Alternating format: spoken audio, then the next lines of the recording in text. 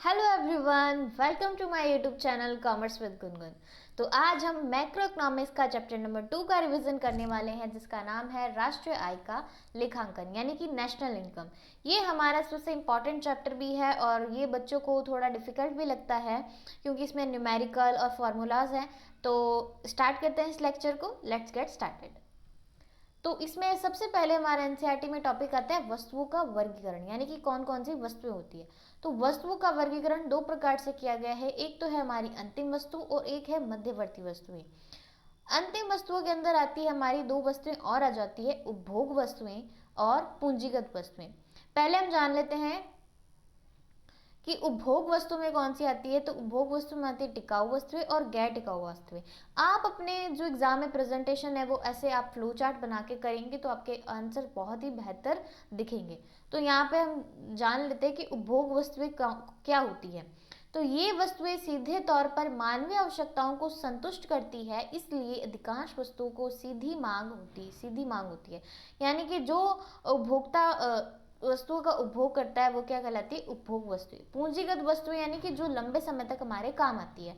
ऐसी वस्तुएं अप्रत्यक्ष रूप से मानवीय आवश्यकताओं की पूर्ति करती है, इसलिए ऐसी वस्तुओं की व्युत्पन्न मांग होती है। यानी कि ऐसी वस्तुओं की मांग जो होती है वो जो मालिक होते हैं कंपनी के या जो मशीनें होती है उनकी मांग होती है, जो वो पूंजीगत वस्तुएं यानी कि वो कंपनी को चलाने में लंबे समय तक काम आती है। फिर आता है अंतिम वस्तुएं। अंतिम वस्तुओं से तात्पर्य उन वस्तुओं से है जिनका उपयोग या तो उपभोग के लिए या निवेश के लिए किया जाता है। ये हमारी अंतिम वस्तुएं होती है। फिर आती है मध्यवर्ती वस्तुएं। मध्यवर्ती वस्तुओं से तात्पर्य उन वस्तुओं से है जिनका उपयोग या तो पुनः बिक्री के लिए या उसी वर्ष आगे उत्पादन के लिए किया जाता है। जैसे ब्रेड बनाने के लिए हमें जो आटा चाहिए या चीनी चाहिए, तो वो क्या होती है, हमारी मध्यवर्ती वस्तुएं। लेकिन जो हमारा फाइनल आउटपुट निकला है वो हमारी ब्रेड है। ब्रेड एक प्रोडक्ट है, तो वो क्या हमारी अंतिम वस्तु हो गई, उसको हम वापस से किसी में यूज नहीं ले सकते। फिर आता है टिकाऊ वस्तुएं। टिकाऊ भोग वस्तुएं वे वस्तुएं हैं जिनका उपयोग कई वर्षों तक किया जा सकता है तथा जिनका सापेक्ष मूल्य भी अधिक होता है। जैसे कि टीवी हो गया, फ्रिज हो गया, एयर कंडीशनर हो गए, तो ये क्या होती है, टिकाऊ वस्तुएं, लंबे समय तक चलती है और इनका मूल्य भी ज्यादा होता है। उसके बाद हमारे आते हैं स्टॉक तथा प्रवाह अवधारणा। इसमें आपको डिफरेंस पूछा जा सकता है कि स्टॉक तथा प्रवाह में क्या अंतर है, तो आप डिफरेंस उसको ऐसे लिख सकते हैं, अर्थ लिखे और उसके एग्जाम्पल आप दे सकते हैं।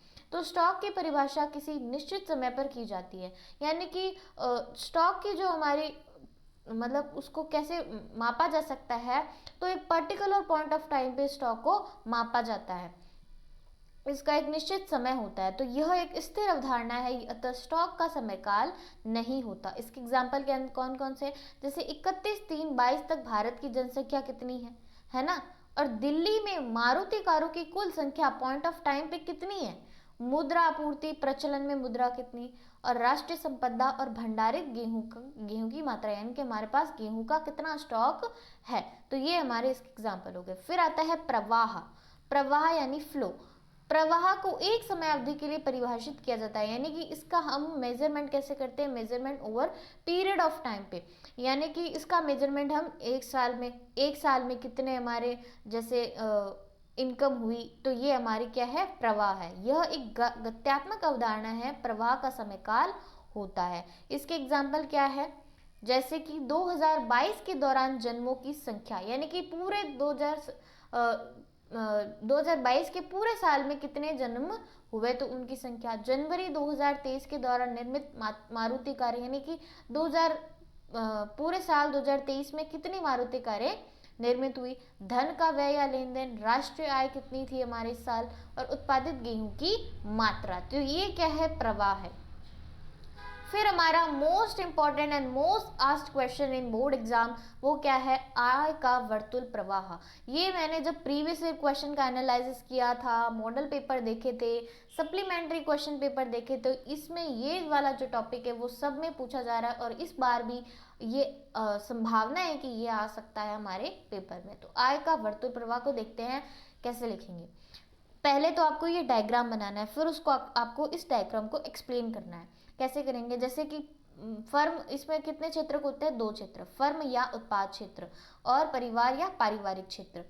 ये जब ये जो तीर है वो परिवार को फर्म से जोड़ती है, तो इसमें क्या करती है, परिवार वस्तुओं और सेवाओं पर उपभोग व्यय करती है। तो यानी कि मौद्रिक प्रवाह क्या होता है, जहां पर मुद्रा का लेन देन होता है वो मौद्रिक प्रवाह, और जहां वस्तुओं और सेवाओं का लेन देन होता है वो वास्तविक प्रवाह होता है। तो मौद्रिक प्रवाह, परिवार क्या कर रही है, वस्तुओं और सेवाओं पर व्यय कर रही है। व्यय करने से व्यय करेगी तो फर्म क्या करेगी, उनको वस्तुएं और सेवाएं प्रदान करेगी, जो कि वास्तविक प्रवाह है। फिर हमारा क्या आता है कि दूसरा नीचे है हमारा उत्पादक क्षेत्र से लेकर उत्पादन जो बाजार होता है वो हमारा नीचे वाला बताते हैं कि परिवार को ये वाला तीर जोड़ रहा है फर्म से, जिसमें परिवार क्या कर रहा है, कारक सेवाएं अपनी प्रदान कर रहा है, जैसे कि श्रम, भूमि, पूंजी, उद्यमी, जो कि हमारा वास्तविक प्रवाह है। और उसके बदले फर्म क्या करती है, इनसे सेवाएं प्रदान करने से क्या करती है, उत्पादन का निर्माण करती है, और वो उस निर्माण के बदले फर्म क्या देती है, उनको कारक अदायगी यानी कि उनको वापस सैलरी देती है, जैसे कि श्रम करने पर मजदूरी मिलती है, भूमि पर लगान दिया जाता है, पूंजी पर ब्याज, और उद्यमी को लाभ दिया जाता है। तो ये क्या है, कारक अदायगी, जो कि हमारा मौद्रिक प्रवाह हो गया। अब हम यहाँ पे देखते हैं कि हमें 3 विधियां दी गई थी, उसको यहाँ पे हम कैसे ज्ञात कर सकते हैं। जैसे कि वस्तु और सेवाओं पर उपभोग व्यय, यानी कि उन्होंने पूरा कितना व्यय किया है, टोटल व्यय क्या है हमारा, व्यय विधि हो जाती है। फिर हमारा बी पर क्या है, वस्तु और सेवाएं जितनी हमने उत्पादित की है तो वो उनको परिवार को दे रहे हैं, तो ये हमारी उत्पाद विधि होगी।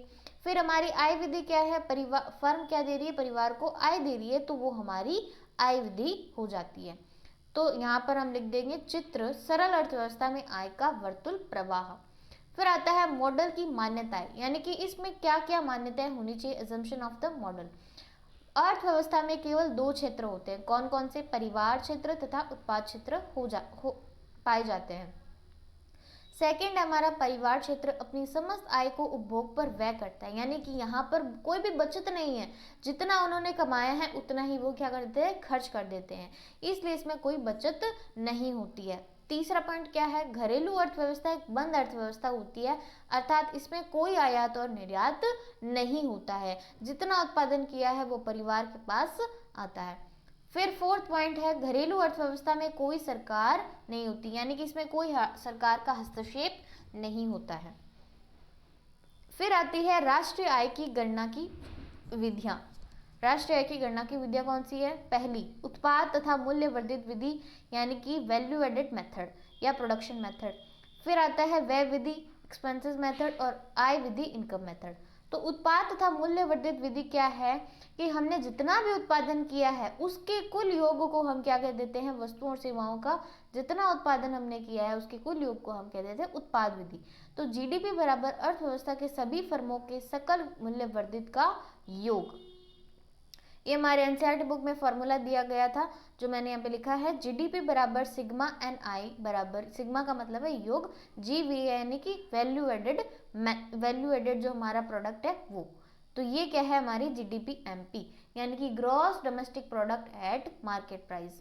फिर हमें यहाँ पे ये निकालना हो तो कैसे निकालेंगे, ग्रॉस वैल्यू एडेड कैसे निकालेंगे, मूल्य वर्धित फर्म के उत्पादन का मूल्य माइनस फर्म द्वारा प्रयुक्त मध्यवर्ती वस्तु का मूल्य, यानी कि इंग्लिश में लिखे तो GVAMP बराबर वैल्यू ऑफ आउटपुट, यानी कि जो हमने निर्गत वैल्यू निकाली है उससे हम क्या घटा देंगे, मध्यवर्ती वस्तु की जो इंटरमीडिएट कंजप्शन है मध्यवर्ती वस्तु का मूल्य हम घटा देंगे, तो हमारे पास GVA आ जाएगी, ग्रॉस वैल्यू एडेड। फिर आती है व्यय विधि यानी कि एक्सपेंसेस मेथड। एक्सपेंसेस मेथड यानी कि जितने भी हमारे एक्सपेंसेस है, जो हमारे मतलब कंजप्शन है, इंटरेस्ट है, तो वो हमारी गवर्नमेंट एक्सपेंसेस है, आयात निर्यात है, तो वो इसमें एक्सपेंसेस मेथड में आते हैं। तो अर्थव्यवस्था में सभी फर्मों द्वारा प्राप्त अंतिम व्यय का कुल योग जीडीपी, इसमें हमें व्यय विधि में जानते हैं। तो जीडीपी बराबर सिग्मा, आई बराबर 1, RVI बराबर क्या होगा हमारा C प्लस आई प्लस जी प्लस एक्स माइनस एम। तो यहाँ पर C क्या है, कंजप्शन यानी कि जो उपभोग हमने किया है वो, I बराबर क्या है हमारा इंटरेस्ट, और G बराबर क्या है गवर्नमेंट एक्सपेंसेस, और X माइनस एम क्या है एक्सपोर्ट माइनस इम्पोर्ट हो जाता है। तो ये था हमारा व्यय विधि का फॉर्मूला। फिर आता है आय विधि। आय विधि क्या है यानी कि जितनी हमने इनकम की है उसका कुल जोड़। तो जीडीपी बराबर wages plus profit plus interest plus rent, यानी कि वेजेस और सैलरी हमने कमाई जो, प्रॉफिट हमें हुआ जो, इंटरेस्ट हमने जो पाया वो, और लगान हमने जो पाया वो। तो यहाँ पे कुल आय, ये हमारा फॉर्मूला हो गया, ये हमारी एनडीपीएफसी यानी कि net domestic product, net domestic product है हमारा घरेलू आय, डोमेस्टिक इनकम है। यहाँ पर डब्ल्यू बराबर क्या है, कर्मचारियों का पारिश्रमिक, पी बराबर लाभ, और आई एन बराबर इंटरेस्ट बराबर ब्याज, और आर बराबर लगान है। फिर हमारा टॉपिक आता है मूल्यह्रास क्या होता है, डेप्रिसिएशन। ये तो हमें अकाउंट्स के स्टूडेंट है, हमें पता ही है कि पूंजीगत वस्तुओं की नियमित टूट फूट का समायोजन करने के क्रम में सकल निवेश के मूल्य से किए गए लोग को क्या कहते हैं, हम मूल्यह्रास कहते हैं। तो इसका फॉर्मूला क्या होगा, नेट इन्वेस्टमेंट बराबर ग्रॉस इन्वेस्टमेंट माइनस डेप्रिसिएशन, यानी निवल निवेश बराबर सकल निवेश माइनस मूल्यह्रास। सकल निवेश क्या होता है, यह किसी अर्थव्यवस्था में किसी निश्चित अवधि में किए गए कुल निवेश को संदर्भित करता है, जिसमें क्या ऐड होता है, हमारा मूल्यह्रास इसके अंदर ऐड होता है। तो ये क्या होता है, सकल निवेश। और जब हमें निवल निवेश निकालना होता है तो सकल निवेश से हम मूल्यह्रास घटा देते हैं तो हमें निवल निवेश प्राप्त हो जाता है। फिर आता है राष्ट्रीय आय। ये हमारा टॉपिक पूछा जा सकता है कि राष्ट्रीय आय क्या होती है, नेशनल इनकम क्या होती है, इसका फॉर्मूला लिखिए। तो कैसे लिखेंगे, राष्ट्रीय आय किसी देश के निवेशों को एक वर्ष में घरेलू सीमा से प्राप्त शुद्ध कारक आय एवं विदेशों से प्राप्त शुद्ध कारक आय का योग होती है।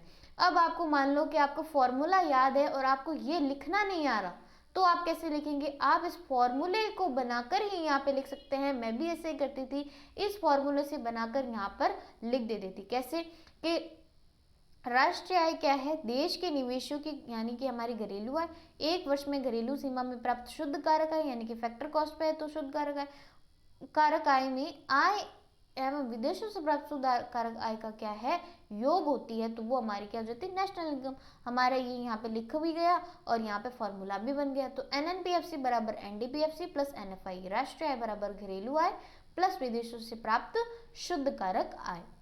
फिर यहाँ पे हमारे फॉर्मूले स्टार्ट हो जाते हैं राष्ट्रीय आय से संबंधित समुच्चय। इससे पहले कि मैं आपको फॉर्मूले सारे दिखाऊं, इससे पहले मैं आपको यहाँ पे ट्रिक बता देती हूँ कि आपको फॉर्मूले कैसे बनाने हैं।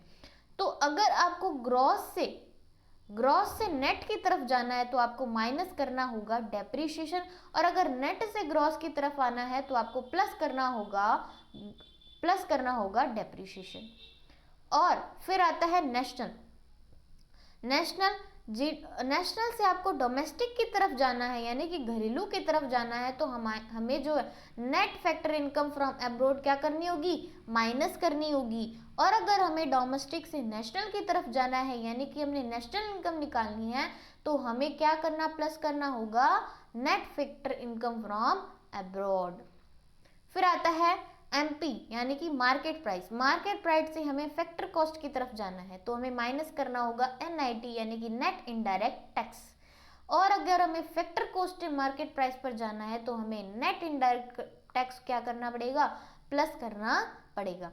अब यहाँ पर आपको मैं लगाकर भी दिखा देती हूँ, जीडीपी एमपी बराबर कैसे निकालेंगे। अब हमें क्वेश्चन में दिया होगा कि जीडीपी एमपी ज्ञात कीजिए, तब हमें क्या दिया होगा वहां पर यहाँ पे जीडीपी एमपी निकालना है, तो हम क्या करेंगे, एनडीपी यानी कि नेट से हमें किसकी तरफ जाना है, ग्रॉस की तरफ। अब यहाँ देख लो, नेट से हमें किसकी तरफ जाना है, ग्रॉस की तरफ। तो हमने क्या प्लस किया है, डेप्रिसिएशन, और यहाँ पर भी क्या प्लस किया है, डेप्रिसिएशन। फिर डोमेस्टिक सेम है, प्रोडक्ट सेम है, एमपी सेम है, तो हमें कुछ ऐड नहीं करना, कुछ घटाना नहीं है। तो यहाँ पे हम डेप्रिसिएशन ऐड कर देंगे। तो हमारा फॉर्मूला होगा जीडीपी एमपी बराबर NDP MP plus depreciation. Next है जीडीपी एफसी। अब हमें जीडीपी एफसी निकालना है, तो हमें एनडीपी एफसी दिया होगा क्वेश्चन में, तो हमें नेट से किसकी तरफ जाना है, ग्रॉस की तरफ। तो हमें क्या प्लस करना पड़ेगा, डेप्रिसिएशन। डी सेम है, पी और एफसी सेम है, तो कुछ ऐड करना नहीं है। फिर आता है एनडीपी एमपी, तो इसका क्या फॉर्मूला होगा, यानी कि हमें ग्रॉस से नेट की तरफ जाना है, ग्रॉस से नेट की तरफ जाना है। ये देखो, ग्रॉस से नेट की तरफ जाना है तो हमें माइनस करना होगा डेप्रिसिएशन, यहाँ पे माइनस किया हुआ है। और डोमेस्टिक प्रोडक्ट एमपी सेम है सारा। और यहाँ पर मैंने जो डबल अंडरलाइन की है वो हमारे मोस्ट इंपॉर्टेंट फॉर्मूले हैं, तो उनको ध्यान में रखना है। एनडीपीएफसी बराबर क्या होगा, जीडीपीएफसी माइनस मूल्यह्रास। यहाँ पे हमें ग्रॉस से किसकी तरफ जाना है, नेट की तरफ, तो हमने क्या कर दिया, मूल्यह्रास को माइनस कर दिया। फिर यहाँ पे एनडीपीएफसी यानी कि इसके जो दो फॉर्मूले हैं, हमारे घरेलू आय के दो फॉर्मूले हैं, यहाँ से इससे भी निकाल सकते हैं, और एनडीपीएफसी बराबर जो हमारी वह आय विधि थी उससे भी निकाल सकते हैं, wages plus profit plus interest plus rent से। फिर आता है जीएनपीएमपी बराबर कैसे निकालेंगे, यानी कि ग्रॉस से ग्रॉस सेम है, डोमेस्टिक से हमें नेशनल की तरफ जाना है, यानी कि डोमेस्टिक से नेशनल की तरफ जाना है, तो प्लस क्या करेंगे, एनएफआई यानी कि net factor income from abroad हम यहाँ पे प्लस कर देंगे, तो जीडीपीएमपी प्लस एनएफआई हमारी क्या निकल जाएगी, जीएनपीएमपी। फिर आता है जीएनपीएमपी निकालना है, यानी कि gross net product at factor cost पे निकालना है, तो जी सेम है, डोमेस्टिक से हमें नेट की तरफ जाना है, डोमेस्टिक से नेट की तरफ जाएंगे तो प्लस क्या करेंगे, एनएफआई। फिर हमें पी भी सेम है, फैक्टर कॉस्ट सेम है, तो हमारा ये हमारा फॉर्मूला बन जाएगा। फिर नेक्स्ट क्या है, एनएनपीएमपी, तो नेट सेम है, डोमेस्टिक से नेशनल की तरफ जाना है तो प्लस कर देंगे हम एनएफआई, और पी भी सेम है, एमपीएमपी सेम है, तो हमारा ये फॉर्मूला बन जाएगा एनडीपीएमपी प्लस एनएफआई।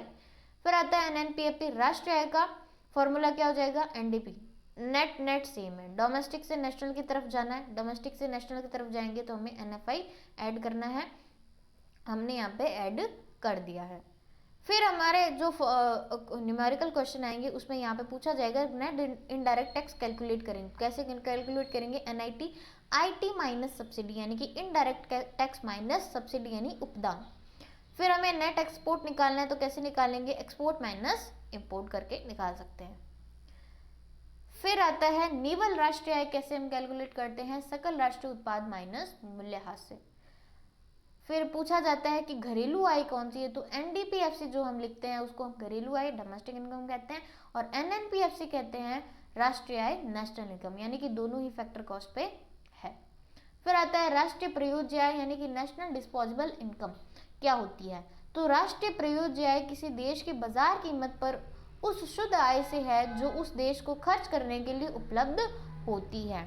यानी कि मान लो जैसे कि कोई गवर्नमेंट टीचर है तो उनको क्या है, सैलरी मिलती है, उसमें से जो टैक्स कटता है वो पहले ही सरकार काट लेती है, फिर उनको जो अमाउंट मिलती है वो उनकी क्या हो जाती है, डिस्पोजेबल इनकम, यानी कि वो उससे क्या कर सकते हैं, खर्च कर सकते हैं, तो वो उनकी क्या है, डिस्पोजेबल इनकम है।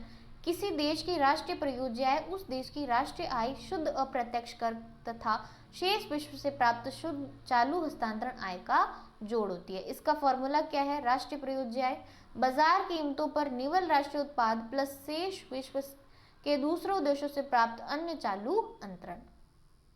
ट्रिक मैंने आपको समझाई दी थी। और फिर आता है सकल घरेलू उत्पाद अवस्फीतिक, यानी जीडीपी डिफॉल्टर का फॉर्मूला पूछ ले तो आप क्या लिखेंगे, नॉमिनल जीडीपी यानी कि मौद्रिक जीडीपी बटे रियल जीडीपी यानी वास्तविक जीडीपी गुणा 100, तो ये हमारा जीडीपी डिफॉल्टर का फॉर्मूला। फिर यहाँ पे जब मैंने प्रीवियस ईयर क्वेश्चन किए थे तो उसमें यहाँ पे क्वेश्चन बन रहा था, तो मैंने अपने शॉर्ट नोट्स में इसको ऐड कर लिया कि केंद्र सांख्यिकी कार्यालय जो होता है वो साधन लागत पर जीडीपी तथा बाजार कीमत पर जीडीपी का आकलन करता है। और अगर इसको आपका पूरा नाम पूछ ले तो आप क्या लिखेंगे, केंद्रीय सांख्यिकी कार्यालय CSO यानी सेंट्रल स्टैटिस्टिक्स और ऑर्गेनाइजेशन। और इसका पूछ ले कि इसकी स्थापना कब हुई थी, तो कब हुई थी, 1954 में इसकी स्थापना हुई थी। इसका भी क्वेश्चन आपके बन सकता है। तो आई होप आपको ये नेशनल इनकम वाला चैप्टर क्लियर हुआ होगा और इसका रिवीजन आपका हो गया होगा। तो इसकी जो PDF की लिंक है आपको डिस्क्रिप्शन बॉक्स में मिल जाएगी, वहाँ से देख सकते हैं। और इससे पहले वाले जो माइक्रो इकोनॉमिक्स के चैप्टर है और जो मैक्रो का फर्स्ट चैप्टर का रिवीजन मैंने वन शॉट अपलोड कर दिया, तो वहाँ पे आप डिस्क्रिप्शन बॉक्स में लिंक मिल जाएगी, तो वहाँ पे आप जाके देख सकते हैं। और अगर आपको ये लेक्चर्स और ये शॉर्ट नोट्स पसंद आ रहे हैं तो आप कमेंट बॉक्स में कमेंट करके ज़रूर बताइए, और अपने एक दोस्त के साथ इस लेक्चर को शेयर ज़रूर करिएगा ताकि वो भी अपना रिवीजन अच्छे से कर सके। तो मिलते हैं अगले लेक्चर्स में, तब तक के लिए धन्यवाद।